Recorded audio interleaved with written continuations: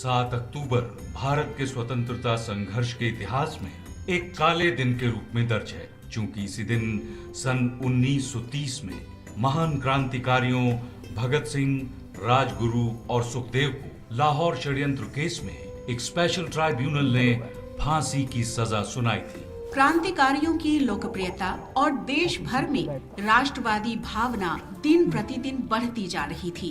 इसलिए ब्रिटेन सरकार ने उन पर चलाए जा रहे मुकदमे की तेजी से सुनवाई के लिए ये ट्राइब्यूनल बनाया था। वायसरॉय लॉर्ड इरविन ने 1 मई 1930 को आपातकाल की घोषणा कर दी और इस मुकदमे के लिए हाई कोर्ट के 3 न्यायाधीशों का एक विशेष ट्राइब्यूनल गठित करने का अध्यादेश जारी किया। 2 जुलाई 1930 को हाई कोर्ट में बंदी प्रत्यक्षीकरण याचिका द्वारा इस अध्यादेश को चुनौती दी गई। याचिका में तर्क दिया गया कि वायसराय को केवल कानून व्यवस्था भंग होने की शर्त पर ही अध्यादेश लाने और ऐसा ट्राइब्यूनल गठित करने का अधिकार है। लेकिन ये याचिका खारिज कर दी गई। 7 अक्टूबर 1930 को ट्राइब्यूनल ने 300 पृष्ठों का फैसला सुनाया। फैसले का निष्कर्ष ये था कि ब्रिटिश पुलिस अधिकारी जॉन सॉन्डर्स की हत्या में भगत सिंह, सुखदेव और राजगुरु का दोष सिद्ध हुआ है और उन्हें फांसी की सजा सुना दी गई।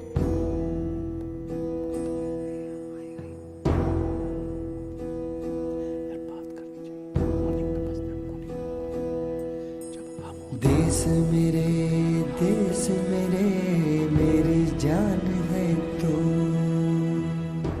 7 अक्टूबर के ही दिन स्वाधीनता आंदोलन की वीरांगना एस.एन. सुंदरामबाल की जयंती भी है।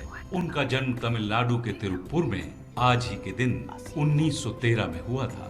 विनम्रता और सादगी की प्रतिमूर्ति एस.एन. सुंदरामबाल हमेशा आंदोलन में आगे रही। अपने नवजात बच्चे के पालन पोषण के दौरान भी उन्होंने आंदोलन में भाग लेना जारी रखा।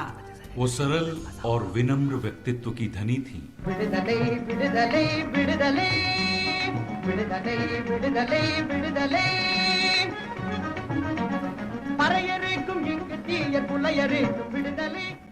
सुंदरामबाल का जन्म तिरुप्पुर के वीरापांडी में हुआ था। उनके पिता नचिमुतुकौंडर स्थानीय नेता थे। समृद्ध परिवार से होने के बावजूद समाज सेवा और स्वाधीनता संग्राम में उनकी रुचि थी। वो कांग्रेस की जनसभाओं में शामिल होती थीं। 1928 में ऐसी ही एक सभा के दौरान महात्मा गांधी ने आंदोलन के लिए जनता से दान की अपील की। 15 वर्ष की सुंदरामबाल मंच पर आईं और अपने सोने के कंगन उन्होंने गांधी जी के सामने रख दिए। महात्मा गांधी ने इसके बजाय उन्हें देश की स्वतंत्रता के लिए अहिंसक आंदोलन में शामिल होने को कहा। सुंदरामबाल स्वाधीनता संघर्ष के दौरान कई विरोध प्रदर्शनों में शामिल हुई। 1941 में सत्याग्रह के दौरान उनके नवजात के साथ उन्हें गिरफ्तार कर लिया गया और 3 महीने के लिए वेल्लोर जेल भेज दिया गया। उन्होंने भारत छोड़ो आंदोलन में भी भाग लिया और गिरफ्तार की गयी। इस बार भी उन्हें वेल्लोर जेल भेजा गया। 1943 में सुंदरामबाल ने ब्रिटिश सरकार के विरोध में तिरुप्पुर में एक विशाल प्रदर्शन आयोजित किया, जिसके बाद उन्हें गिरफ्तार करके 3 माह के लिए जेल भेज दिया गया। स्वतंत्रता के बाद उन्होंने जिले में किसानों के कल्याण कार्य में सक्रिय रुचि ली और उनके लिए कई विरोध प्रदर्शन भी आयोजित किए।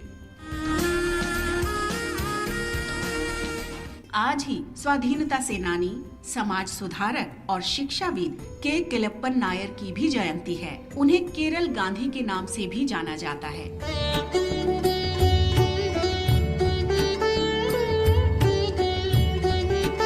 वे नायर सेवा सोसाइटी के संस्थापक सदस्य और अध्यक्ष थे। 1930 में उन्होंने नमक सत्याग्रह का नेतृत्व किया और पय्यानूर तट तक गए और नमक बनाया। उन्होंने अस्पृश्यता और जातिगत भेदभाव के विरोध में भी अथक लड़ाई लड़ी। नायर ने केरल के एकीकरण में महत्वपूर्ण भूमिका निभाई। वो 1952 में संसद के लिए चुने गए।